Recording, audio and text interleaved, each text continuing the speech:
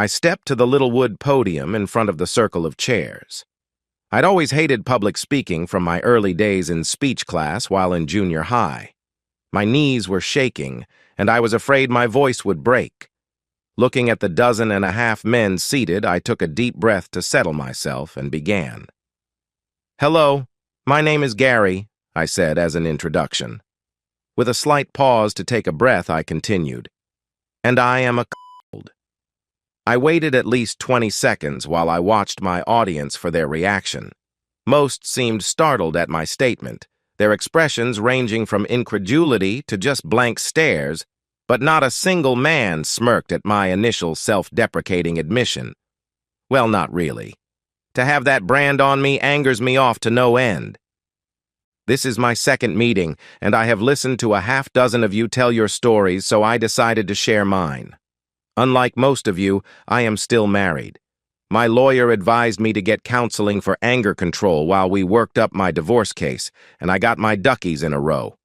So far, it seems to be helping. At least I haven't killed anybody yet. This was met by smiles and soft laughter. Before all this started, I did not think I was a gullible man. I had no idea I was unobservant. I honestly thought I was a loving husband, and hopefully soon a proud father. I never considered myself a victim, nor did I ever think of myself as a loser. I was never the one on top of anything I did, but I was up there in the also-rans, or those who came close. In high school, I was in the top third of my class academically. The same goes for college. I graduated with a solid 3.4 GPA, more than enough to get into graduate school where, once again, I did fairly well while I worked as an accountant. Upon graduation, and with a little more experience under my belt, I got a good job as a CPA and thought I was on a solid track to success. Then I had the rug pulled out from under me.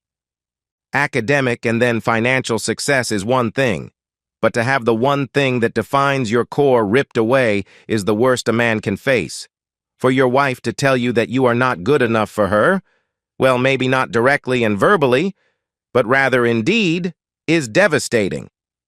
I began to hyperventilate. I grabbed that little podium and held on like it was a life raft in a choppy sea. "Sorry, I got a little off target there," I said as I regrouped. Two men in the front row gave me a thumbs up and a nod to tell me they understood and for me to keep going. "Let me backtrack," I said. "I'm not going to start telling you how beautiful my wife is, how big her breasts are, and all that. I'm not going to describe our intimate life and claim it was super hot, and we had daily. I will say we were active in bed and seemed to have a great life outside of the bedroom as well. She was my best friend and my life partner, or so I thought. Ava and I met in college the semester before I graduated with my bachelor's degree. We hit it off and married that next summer. I got a decent job right away as an accountant so I could afford to pay for her to finish her degree. Then after the year of work experience I needed, I went on to get my CPA while Ava became a paralegal. Lately, she has announced aspirations to go to law school. I snorted. "Good luck with that. I will not be the one paying for it." That got a few chuckles from the audience. With 2 sets of college loans, we held off having kids or even buying a house until we both felt comfortable we could afford the expense. Last year, after 5 years of marriage, we bought an older 4-bedroom home and I completely remodeled it. I gutted the interior to the studs and even changed up the floor plan to suit us. I turned it into just what Ava and I envisioned as our future home. My older brother is a contractor who specializes in remodeling older homes and turning them into the dream his clients envision. I worked for him every summer while in school, so I felt I had the abilities needed to gut a house and rebuild it to make it the best it could be. My brother helped me when I began, and even got his subcontractors to give me special rates for those things outside of my own expertise. Of course, several of those contractors were already my accounting clients, so part of the work was quid pro quo. In other words, I don't have a whole lot of money tied up in the house itself, but the value if I sold it now would be triple what we have invested in it. Ava got her dream home and seemed thrilled and content. 6 months ago, she announced she was ready to get pregnant, and it only took 2 months before she disclosed she was with child. I should be over the moon, and at first I was. The thing is, the baby is not mine. Or at least I am pretty sure it is not, and at this point in time I sincerely hope I am right. I'm not exactly sure how long my wife has been cheating on me, but looking back, I suspect off and on for much of the past year at least. She had ample time to stray while I busted my hump working as an accountant and renovating our future home evenings and weekends. Now I'm sure many of you wonder how I found out about Ava's activities. I got several nods. Nothing like some of you guys. No late nights, quick showers when the woman came home, guys' underwear under the bed, or anything like that. It started with a simple phone call. I overheard her talking to someone on the phone while she was in the bedroom and thought she was alone. She and whoever were talking about what to pack for an upcoming business trip. Hearing Ava's side, I surmised she was talking to a woman. What caught my attention was when Ava said something about how the woman should bring her big strap on and how she might not be able to take a really rough for too much longer. She said something like, "Yeah, I know you told me I can get messed hard until just weeks before I deliver, but this is my first kid. I have not popped out two already like you have, and I'm not sure how much longer I can take your toy in my body with Doug's involvement at the same time." Now I know Doug is her boss's first name. She continued and laughed. "Oh, hell no. No way am I gonna let you use that big toy on my back. It stretches me enough as it is. I have to do extra Kegels so Gary doesn't wonder why I am loose when I come home after you finish using it on me. And when I am away a week and take that thing every night, I know I am stretched out. I had to pull out my toy and put on a show for him last time so he didn't get suspicious. He thought I was just getting warmed up for him. Of course, I am doing Kegels daily to keep tight. Doug is barely as big as Gary, so no worry there, but that toy is huge. Of course, I love it. Damn, girl, you know that. But this baby bump is really starting to show. I'm gonna have to start buying prego clothes soon. Nope, I still haven't got myself tested. I'm a little nervous that it might be Doug's kid. Oh yeah, he's been with me many more times than Gary in the past 6 months, and the timing aligns with that meeting in New Orleans. Plus, Gary was coming home too late at night and too tired to really have intimacy with me like I wanted around then. I was at my most fertile time. I'd just tell him to lay back and enjoy.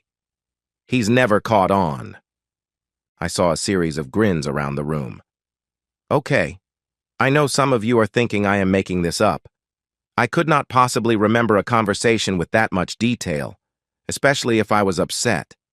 Well, I've listened to that conversation dozens of times in the past few weeks. I recorded it on my cell phone, I said.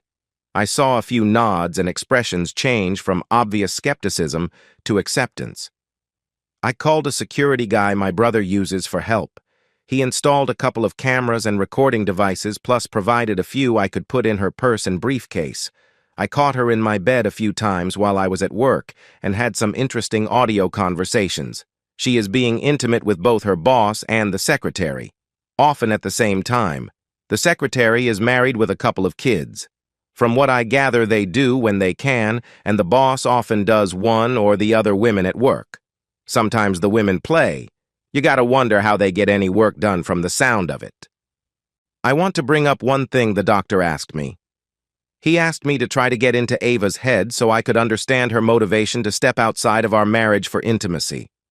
Perhaps she was frustrated with our long hours apart, and she needed some physical and emotional contact to make up for it. Well, I'll tell you all the same thing I told him. I don't care. She cheated. Simple as that.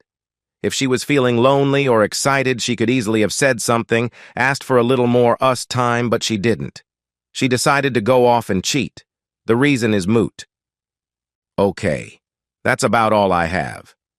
Thank you for letting me vent. I am in the process now of divorcing the cheating woman. She left this morning for another out-of-town meeting with some corporate client. And yes, the boss and secretary are going. I concluded my talk. Before I stepped away from the podium, one of the men, a big grizzled guy, spoke up. Why didn't you go stomp a mud hole in the guy's back? Of course, I have no idea who did it as I was not there and had a good alibi. But the guy who was messing with my ex got his jaw broken and his nuts stomped flat. Nobody saw a thing. Random attack according to the cops. There was laughter all around. I told them I had not even confronted the soon-to-be ex-wife yet.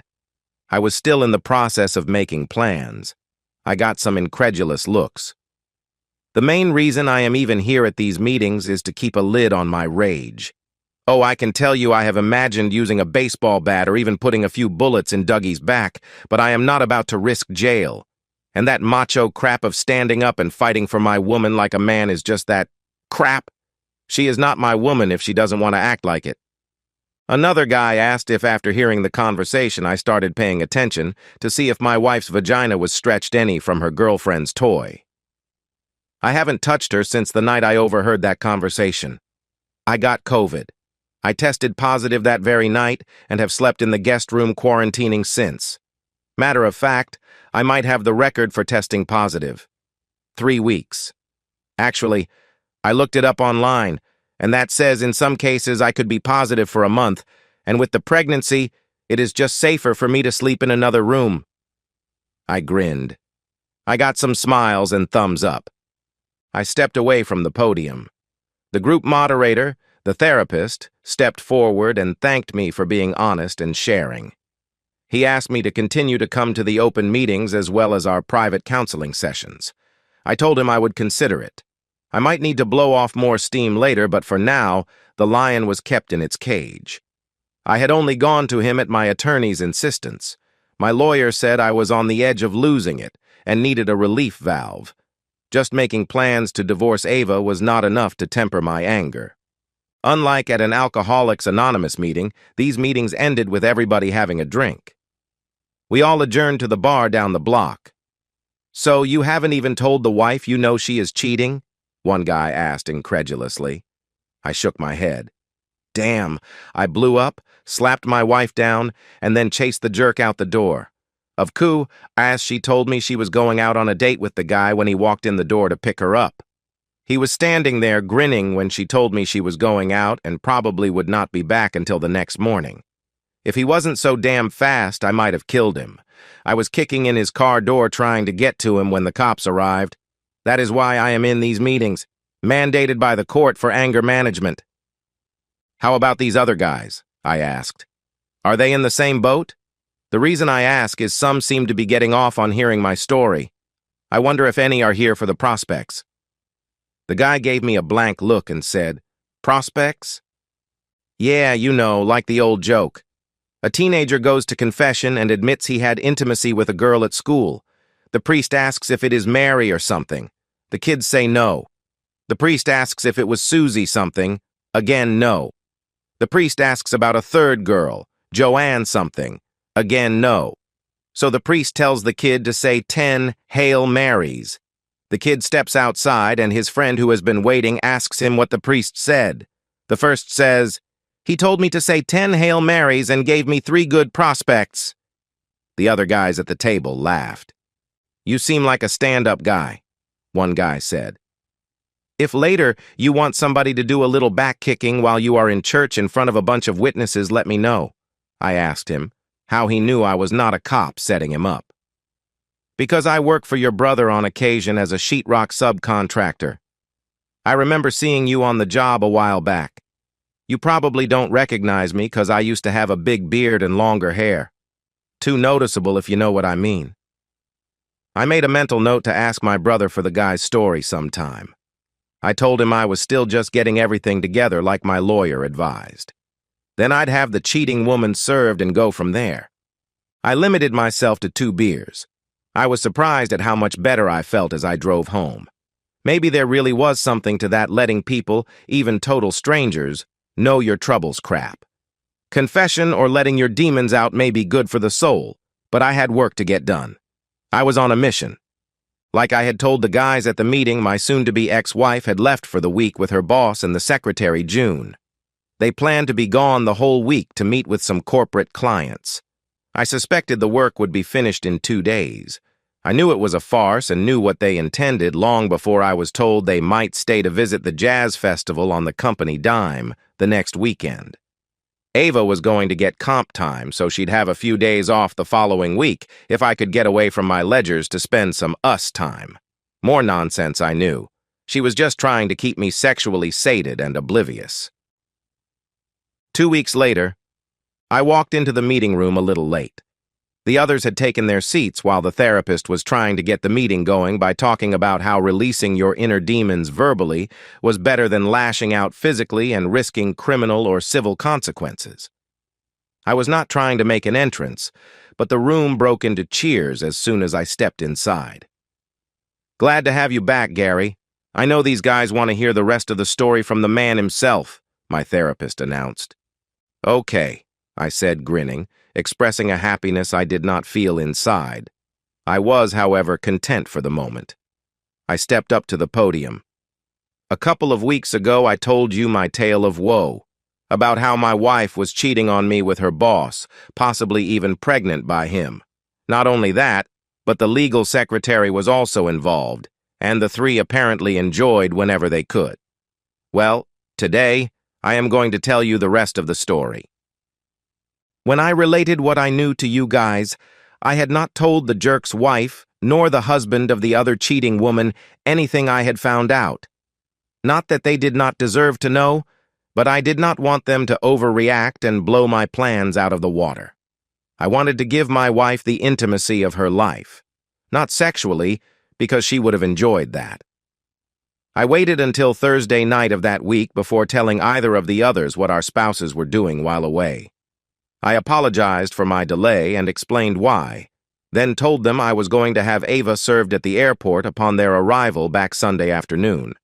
I suggested they contact attorneys and gave them my lawyer's name.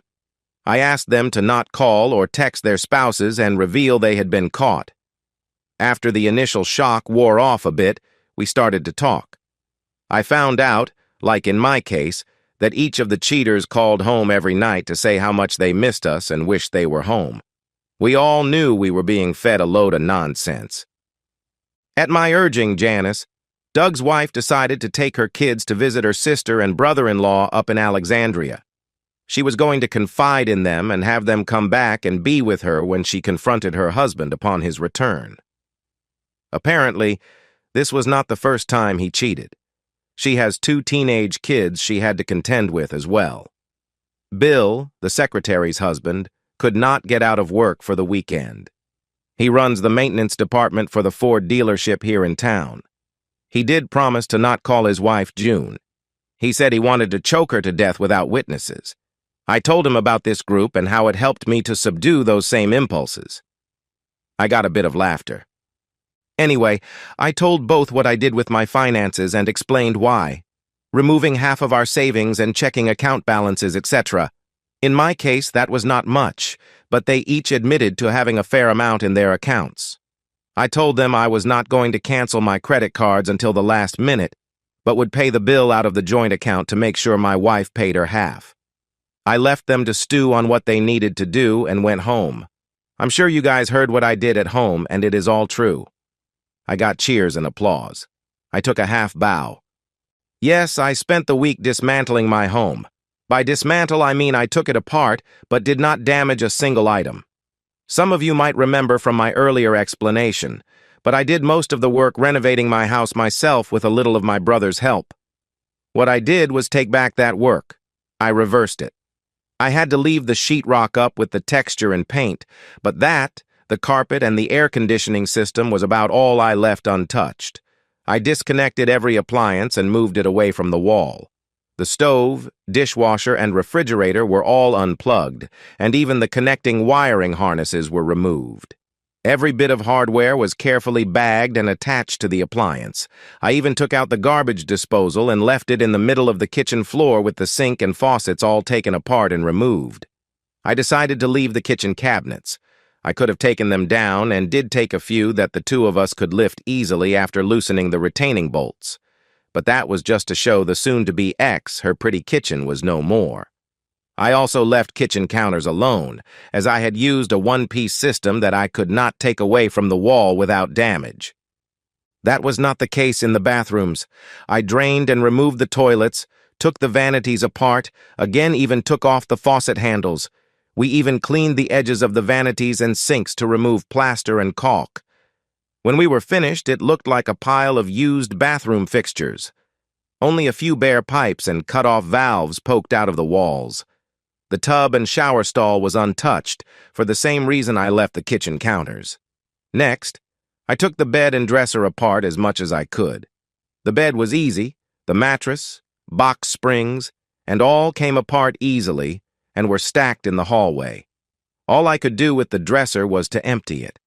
All my wife's clothes were put into our bedroom closet, which of course no longer had the pretty louvered doors. Our furniture looked nice and actually was very expensive, but like a lot of furniture nowadays is screwed together. We bought most of ours unassembled. I disassembled everything that originally came that way. My wife had not lifted a finger to help put them together. The shelving units lay in pieces on the floor. The credenza that held my booze and all my wife's little knickknacks was collapsed with all the hardware carefully bagged. I wanted to make sure nothing was damaged. The last things to remove were the ceiling fans and light fixtures from each room. The only thing I left was the chandelier in the dining room, but I took the light bulbs out of that. Oh yes, I removed every electrical switch and plug socket in the house. We capped the wires even though the electricity was off. I'd had to contract out for the air conditioning system to be installed, so I left that alone. I'd put in the water heater myself, but left it intact as well. Now you may be wondering what I did with all the stuff I took out of the cabinets, shelves, and off the walls. Well, I want none of that stuff as it would remind me of the cheating woman, so we spread it across the floor of the master bedroom. I mean, every dish and glass, every little figurine was placed carefully from the front of the closet to the door. You could not walk from the door to the closet without clearing a path first. Well, I take that back, as the door was not there anymore either. Nor were there any doors hanging except the exterior doors which I left in place for security. I explained before I am an accountant. Well, I kept a receipt for everything we bought to put into that house. My wife and I paid for it out of our communal assets, so I was going to give her back half of those appliances and fixtures. Just without the work, or what I called sweat equity, I had in the house. My wife had done virtually nothing to help except pick out the appliances and help plan the renovations. I'll want a few of the mobile appliances like a coffee pot and microwave and that sort of thing. It'll give my ex something else to argue about. I got some appreciative laughter. By the time her plane set down at the airport, everything in the house that I had assembled or installed had been taken apart. I got a call from the process server who handed her the divorce papers and sat back to wait for her to come home. June, the secretary had driven them to the airport in her van, so she dropped them off. My brother and I were waiting with a couple of the neighbors who wanted to see the rest of the show. They'd been watching me take apart the house all week and could testify where I had been and what I was doing. While waiting for the cheaters to get home, we had been consuming the contents of my liquor cabinet and eating the steaks from my freezer I'd kept back. All the rest of the food was taken to Ava's mother's house earlier in the week. I told her my freezer had gone out, but that did not explain all the canned goods and condiments I dropped off. The poor woman was too confused to ask what was going on. I knew she'd find out before long. June stuck around only long enough to let Ava and Doug out of the van. I wondered why Doug even came home with her. I walked around the front, leaving the others to watch from the side of the house, as Ava clambered out of the van followed by Doug, her lover. Both were fit to be tied. "Well," she was yelling, waving the envelope she had been given. He was angry, demanding to know what kind of lies I might have told his wife and saying he was going to bury me legally for casting aspersions on his character. I had filed for divorce on the basis of adultery and named him as one of the parties.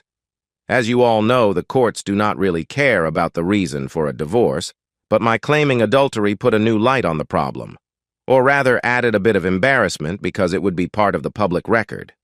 At about that same time, Doug's wife arrived with her sister. I knew Ava's time of arrival as I had been tracking her cell phone, so I'd given Janice a call. They were on their way. Janice had already phoned me to tell me part of what she found when she returned home after her weekend away from home. She asked if I had been to her home that weekend. I told her truthfully that I had been working hard at my own house and barely went anywhere else except to my brother's to sleep at night. Apparently, she could not park in her garage when she got home. The whole driveway was filled with car parts. Not just any car parts, but the pieces that had been her husband's beloved '65 Ford Mustang. It was his pride and joy, and he would show it off to every visitor to his house. The car had originally been his father's and was Doug's first car. It held great sentimental value. His father had put it into storage. Years later, Doug had the car totally restored. I'd heard people laugh and comment he loved that Mustang more than his wife and kids. That might have been an exaggeration, but not by much. Of course, Doug was a little upset to see his wife drive up, and he immediately began with a lame comment that whatever she might have heard was a total lie. She did not tell him what was awaiting him at home. All of us stood outside while my wife took her suitcase inside. Then came the scream from inside the house. Ava came to the door screaming, "What the hell did you do to my house?" I knew she did not have time to really check it out. All she saw was the stuff piled in the living room. I'm surprised she did not notice the blinds and drapes were missing before she even got inside. I guess she was a little off her game from being served at the airport. Every window was uncovered since one of the first things I had done was remove the blinds, dismantle them, and fold the drapes. Hey! When I turned off the electricity, the only light we had was from outside during the day or the lights from the generator we used.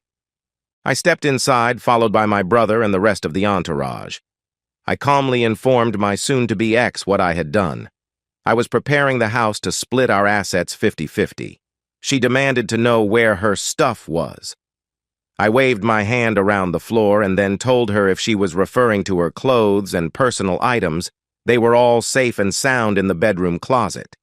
When she went to look, she was not happy. I had never heard her issue such a shrill scream in all the years we had known each other. Somebody had called the police, and they showed up to listen to my wife scream and yell about how I demolished her home. I carefully explained what was going on to the first cop on the scene. He immediately called for his supervisor. I do not know exactly what he said, but within a minute at least, 3 more units showed up.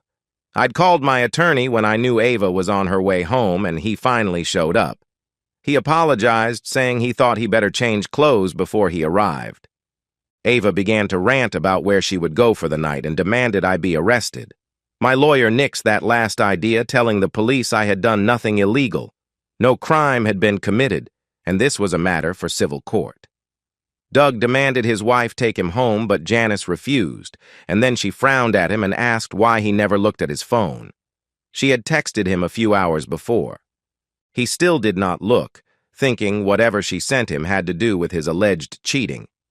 Now this is conjecture on my part.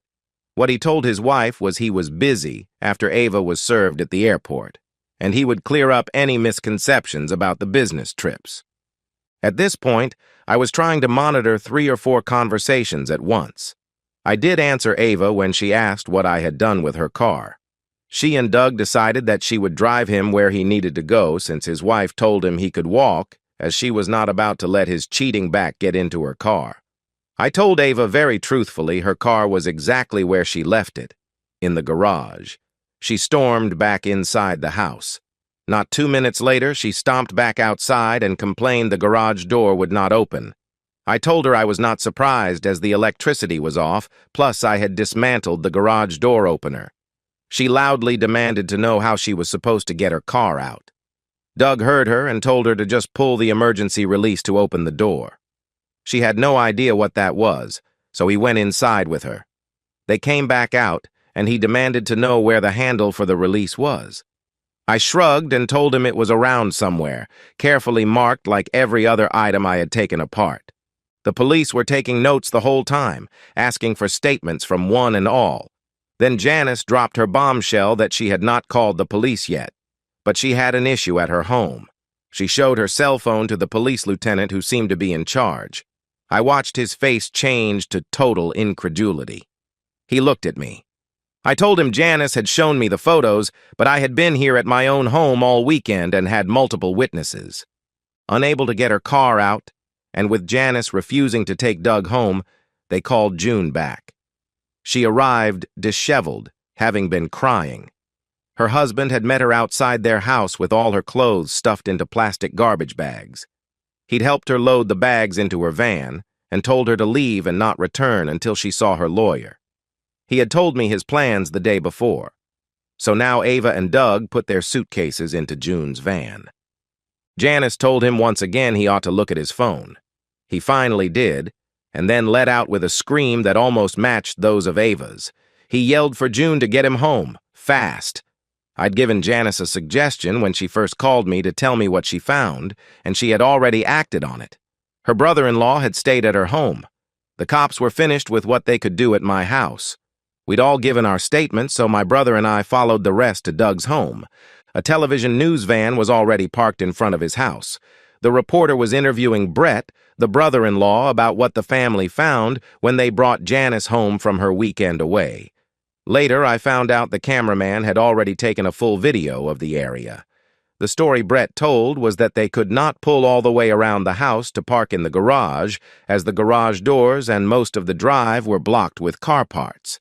The garage was around the end of the house, and the area was totally obscured from street view. Nobody stopped me from following them up to the house. The scene was great. Most of you men have put together model cars when you were kids, I am sure. Well, what I saw looked just like what you see when you open a model box, with the exception of the plastic bars holding the little parts. In the center of the drive was a car chassis. To each side laid the doors. Behind the car on the drive was the trunk, and in front, the car hood. I was a little surprised the fenders had not been removed as well, nor had the windshield. Virtually every other piece was, though. The engine sat in front of the chassis.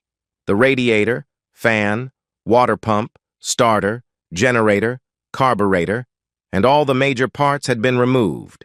All the belts and hoses are placed neatly in rows to one side. The transmission and the whole drivetrain were sitting behind the car. The wheels were removed along with the brake assemblies. Even the seats were removed and sitting off to one side. I'm telling you, it was impressive. I'd never seen a car totally or almost totally taken apart. Everything was laid out very neatly. Not that any of that mattered. Doug lost it. He began to wail and even started crying. He dropped to his knees and screamed that Sally was destroyed. I asked Janice who was Sally. The television reporter was standing close by while the cops walked around the car looking over the scene. I can tell you I fell over laughing when Janice explained Doug named his car Sally. Mustang Sally, like the song. I know you all heard about that part. Once the news reporter broadcasted her report, the story was picked up by the network and then made the full rounds on social media. They played the song Mustang Sally as the backdrop. None of us spouses were hiding. We all made sure the three cheaters were named. Doug accused each of us for the damage to his car, but we all had ironclad alibis. June's husband, Bill, worked all day Saturday at the dealership and was with their kids that night and all day Sunday. He had the expertise to dismantle the car and possibly the resources, but the investigators could not link him to anybody who might have been responsible. Apart from Doug's, not a single fingerprint could be found on any part. The police had even checked the lug nuts that had been carefully piled together. Janice was with her sister and brother-in-law for the weekend, and even her kids testified to that. She loudly proclaimed she had not even thought of doing anything to the car, but if she had, it would have been with a hammer. And she was still considering using a hammer on the parts and finishing the job. Even the cops were laughing, hearing that. Of course, because of the careful way the car had been dismantled and the parts not damaged, I was the #1 suspect, but I also had an alibi. First of all, I am not a mechanic. I know home repair and renovation, not how a vehicle might be put together. I did not have much more than a couple of screwdrivers and a few wrenches anyway. Plus, I was busy taking apart my home under the amused and watchful eyes of my neighbors. The whole event at Doug's house was a circus. Ava was there because she had no other transportation other than June, who had been kicked out of her home by her husband. My father-in-law soon showed up after receiving a call from Ava. He stood wide-eyed watching the extravaganza unfold. The reporter called me for a follow-up the next day. She'd heard what I'd done to my home and wanted to add that as an angle to her story. I gave her one of the 20 or so flash drives I had made of how I systematically dismantled my home. She condensed 5 hours of video into a 2-minute television segment. Those flash drives proved to save my butt so far. I gave them out like candy at Halloween. Of course, since I only had 20 drives, I'd also included the evidence of the 3 culprits cheating. Doug had got a restraining order for me to not publish a thing about his infidelities. But by the time the order was issued, almost all of those drives had been distributed. I had no control when some of the evidence, which included them discussing their affair and even video of a few of their encounters, made the rounds on the internet. Even my father-in-law got a flash drive when he asked me if I might be overreacting to perceived events. Doug was totally embarrassed to be seen switching places with his 2 female partners. Him taking up the back by June's toy while he had his face planted in Ava's crotch was the most humiliating and was cut out of the television segments but did show up online. That the 3 were videoed in flagrante delicto was mentioned often, even on television. Now, as of today, my status is still up in the air. I intend to push for the divorce to be finalized as soon as possible, but Ava wants to stay married for the sake of the baby. The paternity test which my wife initially protested showed I am not the father of her unborn child. I had to pay extra to get the test expedited, but since the child is not mine, I'll get some of my money back from the communal assets. Ava wanted the opportunity to discuss the matter privately and wait until the baby was born to test, but I had made it so public that she had no option but to submit to the test despite her attorney's advice. I have no idea what she plans to do or if Doug will step forward. He might not even be the father for all I know. That is not my concern. My wife got an attorney who claimed I destroyed my home.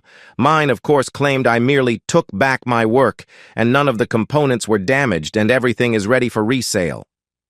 From the last I heard, the investigation into who dismantled Doug's Mustang has come up empty. The working theory is it has to be a team of experienced mechanics, somebody with the expertise to remove the major components and not leave a total mess.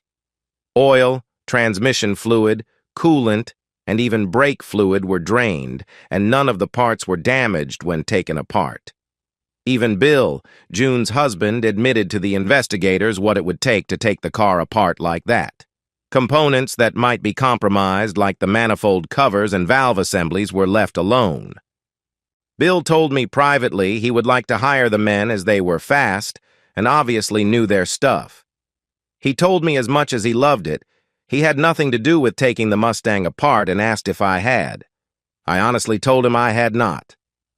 Doug paid through the nose to get the parts picked up and stored. Janice told him he had 2 days to remove the junk, as she called it, from her drive so she'd have access to her garage. Otherwise, she'd hire a couple of neighborhood boys to pile the crap under the carport where Doug had kept the car. He knew she was serious. Before any of you think I came out on top of any of this, I was not unscathed. The very next day after Ava's return home, I was immediately fired from my job. I knew my boss was a good friend of Doug. Doug sent him clients, and in turn, he recommended Doug when the need arose. My boss had even been the one to originally suggest Ava go to work for Doug. When I was told I was fired, I leaned over my boss's desk and asked him point blank if he had been party to any of the intimacy play, and more specifically, asked if he had been with my wife. He denied everything, but that did not keep me from having a little talk with his wife to make the suggestion I suspected he might have. My ex-boss's claim I was poaching clients was dismissed when I demonstrated I'd brought many of them to the firm in the first place. A few others made the statement they did not trust the man after he fired me. I've agreed to handle all the accounts who followed me pro bono for 2 months while I work for my brother for minimum wage. Ava's attorney claims I am deliberately avoiding having a substantial income. I claimed I was simply helping friends while I determined my future career. I opened my fledgling part-time pro bono accounting firm in an unused office in my brother's building. If any of you need an accountant, let me know. I got a few cheers from the audience. I felt a little better about my circumstances, but I had to admit, I lost a wife, my home, and my dreams. All irretrievable. 3 weeks later. Once again, I walked into the anger management support group. I stepped to the podium. I see many of the same faces here. I guess you are here for the same reason I am. It is hard to get control of your emotions. Well, let me rephrase. That it is hard to keep them under control all the time. As Mai and I am sure your therapists say, there is a fine line between depression and anger. I talk to both therapists now. To be honest, it was not my choice. I know some of you had to come here because the court mandated it. I am here because my sister-in-law demanded it. We were all sitting at the dinner table, and my 8-year-old nephew asked loudly, "Uncle Gary, are you angry all the time because Aunt Ava was so unpleasant?" When asked where he heard that, my nephew pointed at me and said he heard me talking to his dad. My sister-in-law looked at me to fix the situation, so I said very carefully that it was really not polite to use that word, but yes, I was very upset with Aunt Ava. Then I hit the trifecta of keywords when he said, "Okay, I won't say that again. I like her. It's too bad she acts this way." You can imagine the glares I got from my sister-in-law. My brother was no help at all. He just stared at his plate and shook as he tried to keep from laughing. My sister-in-law told me very quickly that if I wanted to keep my boys, I better learn to watch what I said around the kids. Now my 6-year-old niece got into it and said, "Boys? I didn't know Uncle Gary had any kids. Where are they?" My sister-in-law said the boys were me, her dad, and her brother.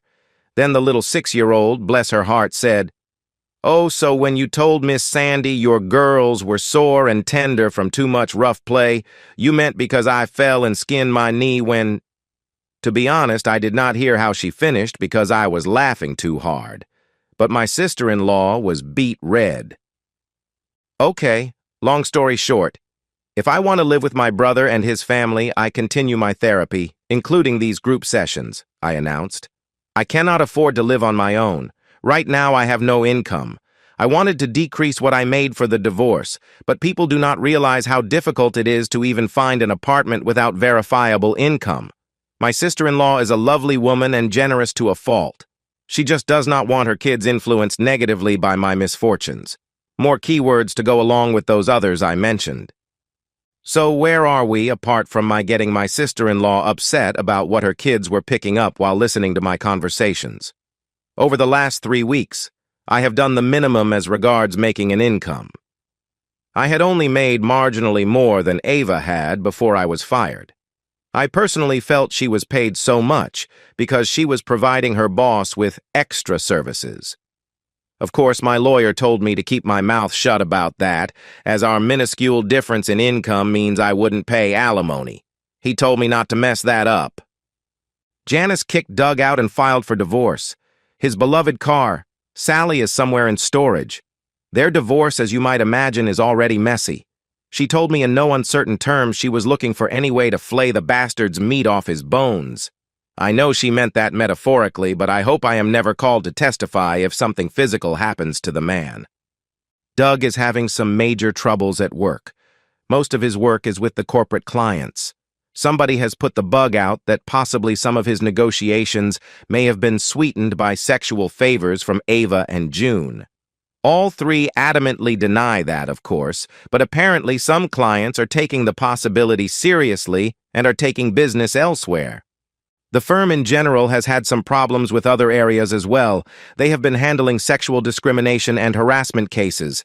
Some of those clients have changed attorneys and filed grievances to the bar, saying the firm cannot handle their own internal affairs when it comes to intimacy in the workplace.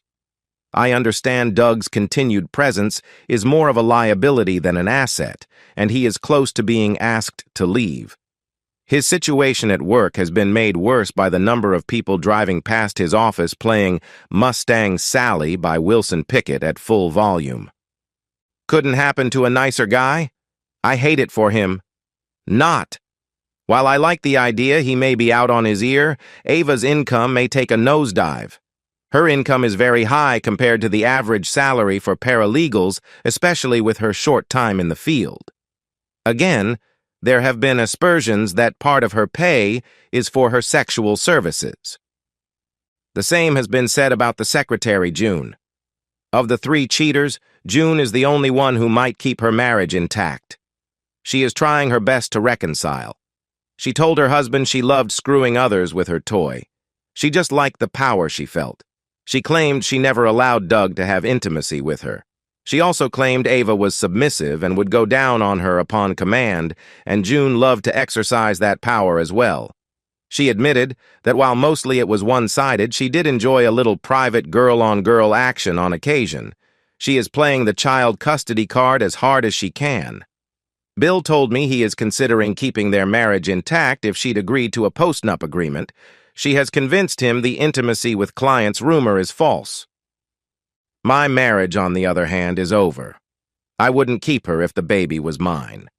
All we need to do is split the assets. The judges, and I use that term in the plural since Ava appealed the original decision, declared I was justified in taking back my own sweat equity in my former home. I had not damaged any component but merely uninstalled them and left them ready for reinstallation or sale.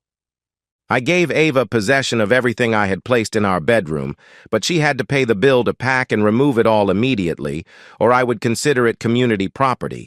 Her father helped her pay and coordinate that. I wanted the stuff out of the house quickly, but refused to lift a finger to help. Ava tried to get me to help so we could talk. I refused to talk to her without my lawyer present. My sister-in-law went to observe and make sure Ava only took the stuff from the bedroom.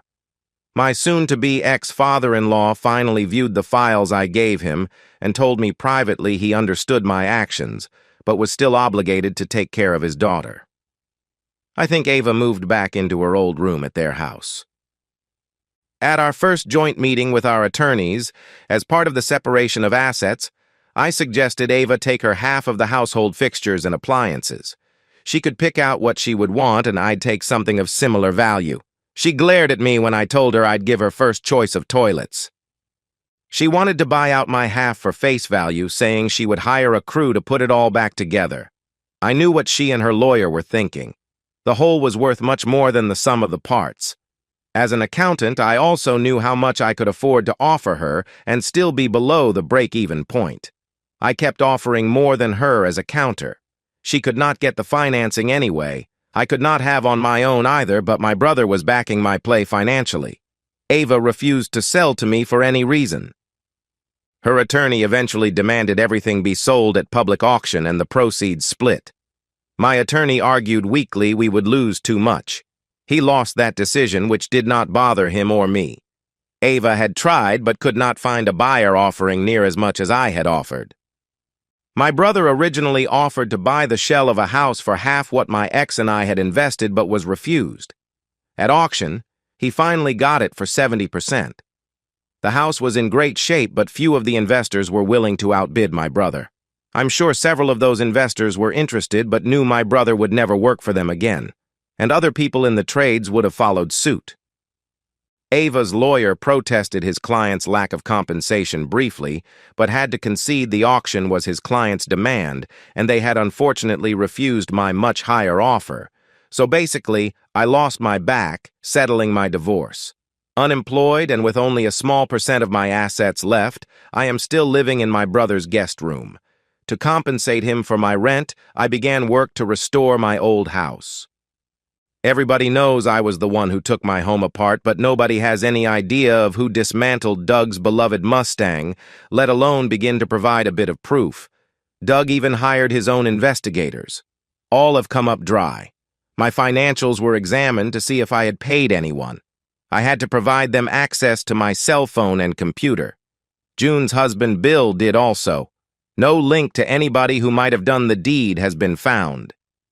The whole affair has been fodder on social media after originally appearing as a topic on network television. You can imagine the notoriety I get as the man who took my house apart. I am constantly asked how I really took the Mustang apart and promised they'd never tell. Then I get congratulated for something I did not do. Several of the guys stood and congratulated me on the spot to the laughter of others. I stepped away from the podium. The therapist asked who wanted to go next. All shook their heads. One guy said he'd wait for next time to tell how he grabbed the guy messing with his wife by the balls and marched him naked out of his house and down the street. We all headed for the bar.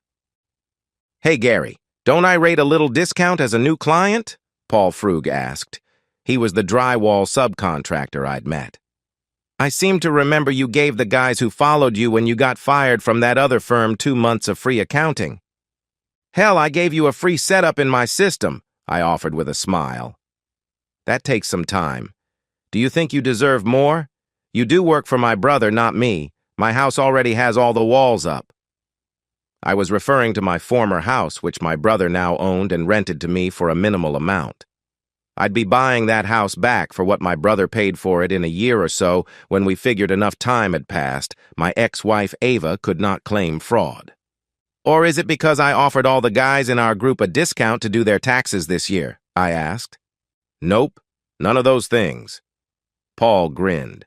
"I figure I deserve it for my strength pressing on a floor jack to lift a Mustang up so the wheels and tranny could be removed. I'm not much of a mechanic, but I can stack parts around. Also for telling your brother, I knew some guys who could help out in a bad situation, and especially my cousin who is a mechanic when he told me about a Mustang he wanted dismantled." I almost could not see through tears of laughter as I marked his account paid in full for the next year. And so, we've reached the end of today's story. Was it what you expected, or did it take a twist you didn't see coming? I'm curious to hear your thoughts. Share them in the comments below, and let's get a conversation going. If this story kept you hooked, make sure to hit that like button. And if you're new here or just haven't subscribed yet, now's the perfect time to join our community. I bring you fresh, captivating stories every day, so click that subscribe button and turn on notifications so you never miss out. Thanks for watching, and I'll see you in the next one.